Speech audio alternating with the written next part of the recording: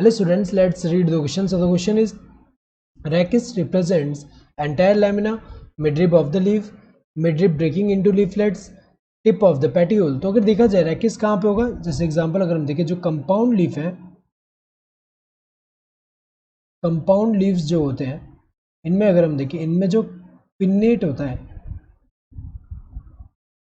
Pinnately compound leaf, pinnately compound leaf जो होगा, तो अगर हम देखें इनमें होता क्या है, जैसे नॉर्मली सिंपल लीफ की अगर हम बात करें उसमें क्या होगा, लैमिना एंटायर होता है, और अगर इंसीजन होगा भी, ये एंटायर है, अगर ऐसे इंसीजन है भी तो वो क्या होगा, टच नहीं होगा मिडरिप को, यहाँ पे टच नहीं हो रहा मिडरिप को. तो यहाँ पे अगर हम देखें ये सिंपल होता है, लेकिन जब ऐसे टच हो जाएगा तो कंपाउंड लीव्स में अगर हम देखें यही, जैसे ये क्या है, ये मिडरिप है, और यहाँ पे इंसीजन अगर टच हो गया तो ऐसे लीफलेट फॉर्म हो जा रहा है, लीफलेट ऐसे फॉर्म हो जा रहा है.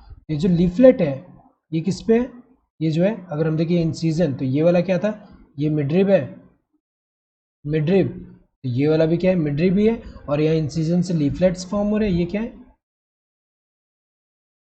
लीफलेट फॉर्म हो रहा है यहाँ पे लीफलेट्स, और ये जो होगा मिडरिप भी है, जिसको यहाँ पे हम क्या बोलते हैं, यहाँ पे अगर हम देखें मिडरिप को ही हम क्या बोलते हैं, रैकिस बोलते हैं, रैकिस.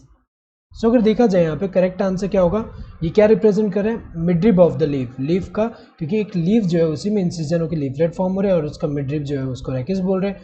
सो एंटायर लैमिना को तो रिप्रेजेंट नहीं कर रहा, midrib of the leaf correct answer है.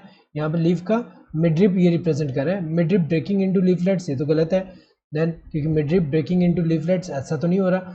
टिप ऑफ द पेटियोल ये भी गलत है, टिप ऑफ द पेटियोल तो नहीं है, ये पूरा अगर हम देखें मिडरिप है. So correct answer would be this second one. Hope you understood the question. Thank you and all the best.